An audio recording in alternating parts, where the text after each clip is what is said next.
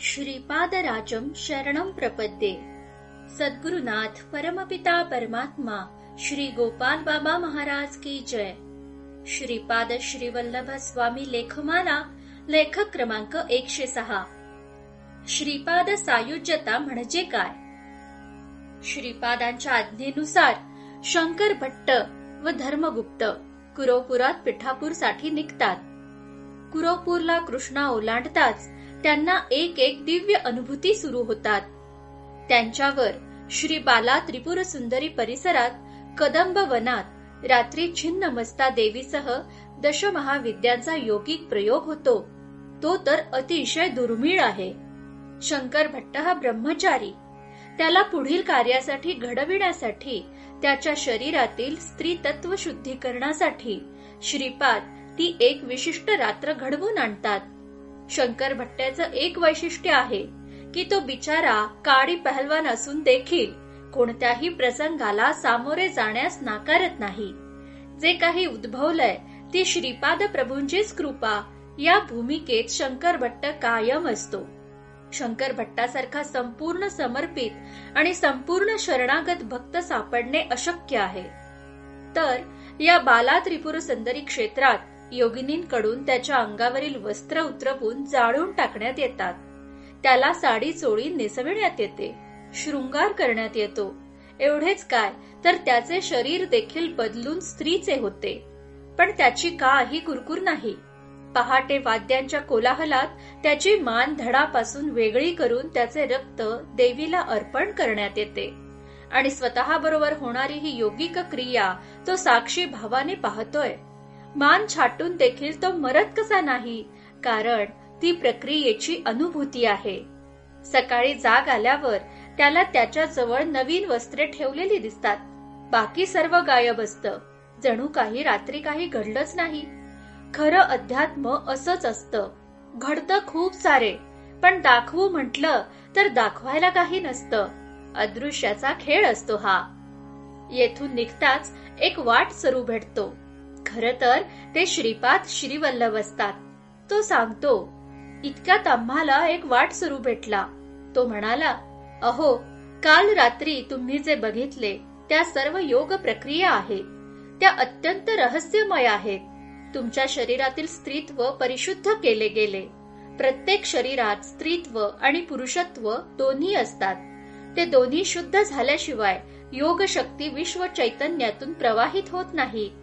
तुमच्या शरीरात आता विश्व चैतन्यातून हवी तितकी शक्ती प्रवाहित होत राहील. आत्म्याला स्त्री पुरुष हा भेद नाही. ती या दोन्ही तत्वाच्या अतीत असून त्याच्या आधाराने असतात. इतकी उच्च स्तरावरील अध्यात्म श्रीपाद श्रीवल्लभ सोडून कोण सांगू शकतो? जसा इलेक्ट्रिक वायरिंग मध्ये प्लस आणि मायनस अशा दोन वेगळ्या वायर असतात व विजेचा प्रवाहाचा झटका बसू नये म्हणून अर्थिंगची तिसरी वायर असते.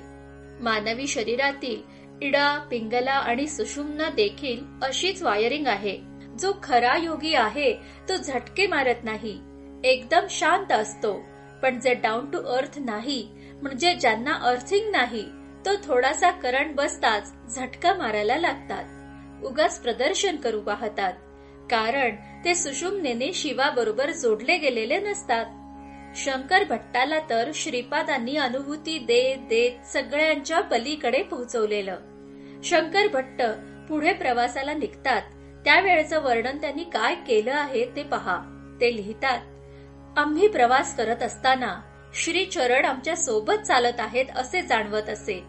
आमच्या पावलांबरोबर त्यांचेही पाऊल पडत आहे असा भास होत असे. बोलत असताना तेही बोलत आहेत असं वाटे. जेवतानाही ते आमच्या बरोबर जेवत आहेत असे वाटत होते. आमच्या शरीरात, रक्तात, नाडीत, कणाकणात श्रीपादांचे अस्तित्व जाणवू लागले. जीवात्मा हाच परमात्मा असतो हा सिद्धांत ऐकला होता. शरीरात श्रीपादांचे चैतन्य भरलेले असून कुठल्याही प्रकारच्या स्पर्शाशिवाय अनुभव मात्र येत होते. अशा प्रकारची लीला आम्ही कधी ऐकली नव्हती. ही आहे श्रीपादांची सायुज्य मुक्ती. सामिप्य, सालोक्य, सारुप्य आणि सायुज्य या 4 मुक्ती. कुरोपुरात शंकर भट्ट श्रीपादांच्या भूमीत म्हणजे सालोक्य श्रीपादांच्या प्रत्यक्ष सहवासात सामिप्य हे तर होतेच, पण आता प्रवासात श्रीपादांच्या अनुपस्थितीत त्यांना जाणवत होते की शरीरातील कणाकणात श्रीपाद व्यापून आहेत. ही झाली सायुज्य मुक्ती.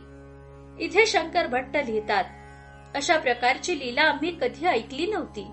म्हणजे श्रीपाद भक्तांना जी अनुभूती देतात ती कायम नवनवीन असते, नित्य नूतन असते, चाकोरीबद्ध अध्यात्माच्या पलीकडे ती असते. अमुक योग, अमुक प्राणायाम, अमुक जप, अमुक अनुष्ठान, अमुक वेळी अमुक पारायण, अमुक तीर्थक्षेत्र यात्रा, अमुक ड्रेस कोड, अमुक नियम, या अमुकच्या परिघात श्रीपाद श्रीवल्लभ कधी हातात येत नाहीत. श्रीपाद श्रीवल्लभ पाहिजे असतील तर आधी शंकर भट्ट व्हावे लागते. किमान शंकर भट्टाचा बारीकसा अंश तरी. शंकर भट्ट समजले तर श्रीपाद श्रीवल्लभ समजण्याची थोडीशी शक्यता आहे. म्हणून आधी समर्थ सद्गुरू प्राप्ती होऊ दे, नंतर शंकर भट्ट म्हणजे सेवकाचा धर्म समजेल. हा धर्म अंगीकारला तर श्रीपाद श्रीवल्लभ अचानक समोर येऊन उभे राहतील. फक्त त्यावेळी अडेल तट्टूपणा नको, जो शंकर भट्टात नव्हता. हिराचंद गोपालचंद कोठारे. दिगंबरा दिगंबरा श्रीपाद वल्लभ दिगंबरा.